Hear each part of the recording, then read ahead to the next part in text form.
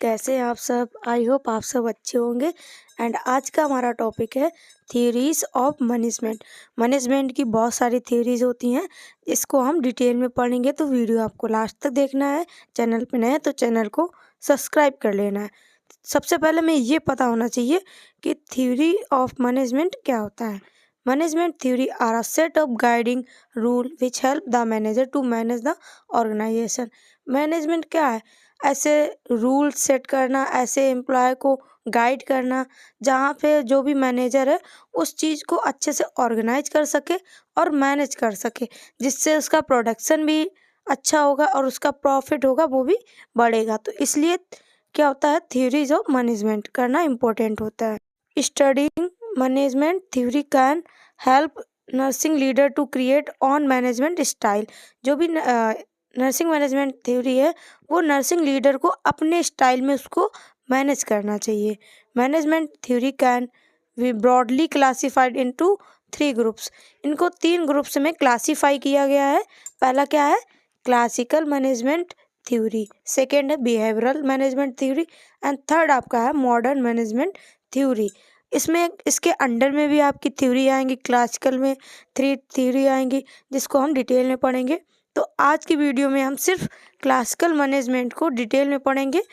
इसके बाद की वीडियो में हम बिहेवियरल, ऐसे नेक्स्ट वीडियो में मॉडर्न मैनेजमेंट थ्योरी पढ़ेंगे। तो आज हम पढ़ेंगे क्लासिकल मैनेजमेंट थ्योरी। इसको आपको अच्छे से देखना है, इसको डिटेल में पढ़ेंगे।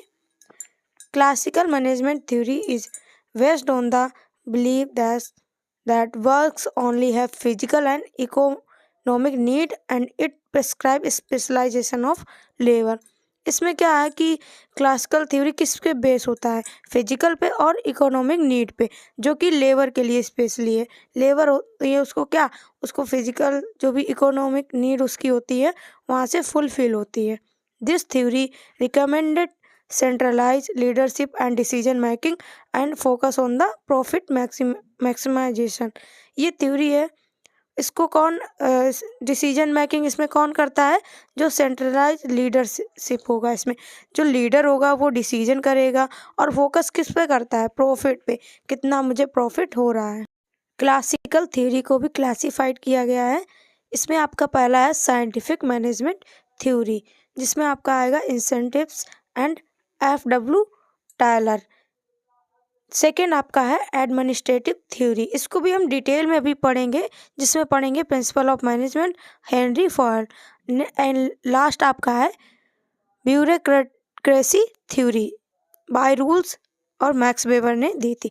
तो ये आपकी 3 थ्योरी ये क्लासिकल मैनेजमेंट थ्योरी में आएंगी, जिसको हम डिटेल में पढ़ेंगे। साइंटिफिक मैनेजमेंट थ्योरी, और आपको ये रखना है कि जो भी ये साइंटिफिक मैनेजमेंट थ्योरी है वो क्लासिकल मैनेजमेंट के अंडर में आएगी।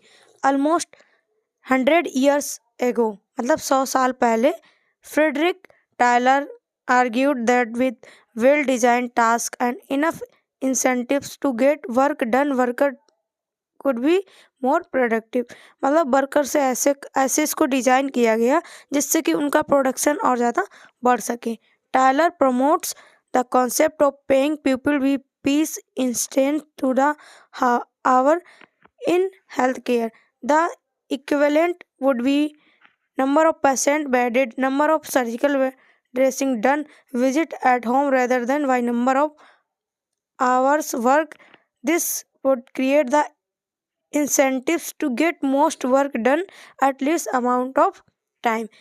इन्होंने जो साइंटिफिक थ्योरी थी इसकी, इन्होंने सिर्फ टाइम पे फोकस किया कि हम जैसे कि पीपल हैं उनको एक लॉन्ग टाइम ना देके उनको छोटे छोटे टास्क दिए जाएं, मतलब उनको कुछ घंटों में अलग अलग उनको पीसेस में डिवाइड कर दिया जाए, जिससे कि और ज़्यादा वहाँ पे प्रोडक्शन हो सके।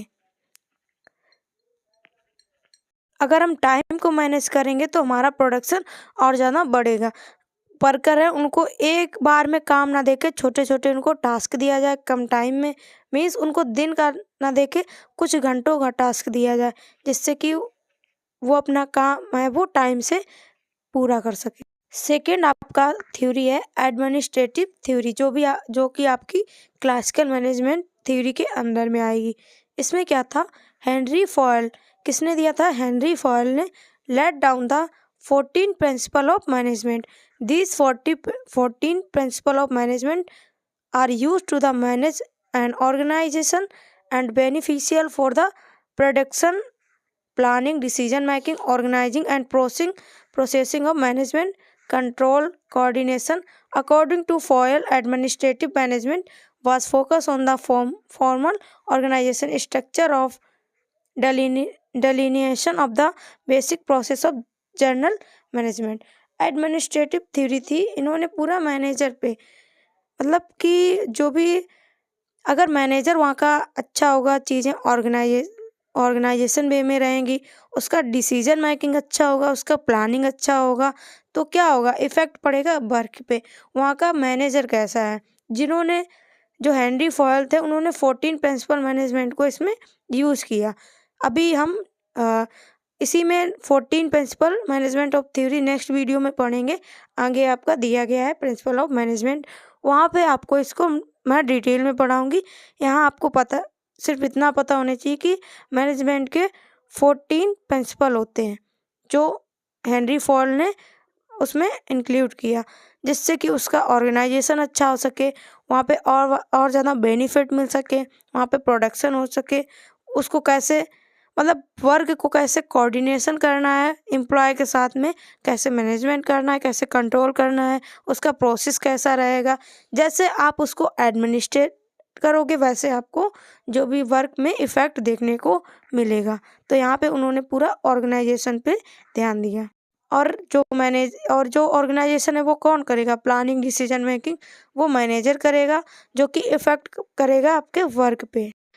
और मैनेजर आपका ऐसा होना चाहिए जो मोटिवेट करे वर्कर को, टाइम टू टाइम इनको सेल्फ मोटिवेशन उनके अंदर लाए, जिससे कि और ज़्यादा वर्कर है वो अपना काम अच्छे से कर सकें। पूरा एडमिनिस्ट्रेटिव पे ये थ्योरी लागू की गई। नेक्स्ट आपका है ब्यूरोक्रेटिक थ्योरी। इसमें क्या था? मैक्स वेबर ने ये थ्योरी दी थी। किसने दी थी? मैक्स वेबर ने। Max weber believe the power of induced obedience through the force of state of force which induce individual to other regulation. According to Weber, there are the 3 type of power in organization: transitional power, prismatic power, by creative power of legal power. The main feature of by bureaucratic is management by rule. The theory consider only legal power important stressor to formal hierarchies. Bureaucratic आपको simple word में समझना है कि उन्होंने जो भी rule और regulation होते हैं वो उसमें लागू किए थे। कोई भी ऑर्गेनाइजेशन है, अगर उसमें कोई भी रूल नहीं रहेगा, रेगुलेशन नहीं रहेगा, तो जो भी वर्कर हैं, जो भी वहाँ का प्रोडक्शन है वो प्रॉपर नहीं रहेगा।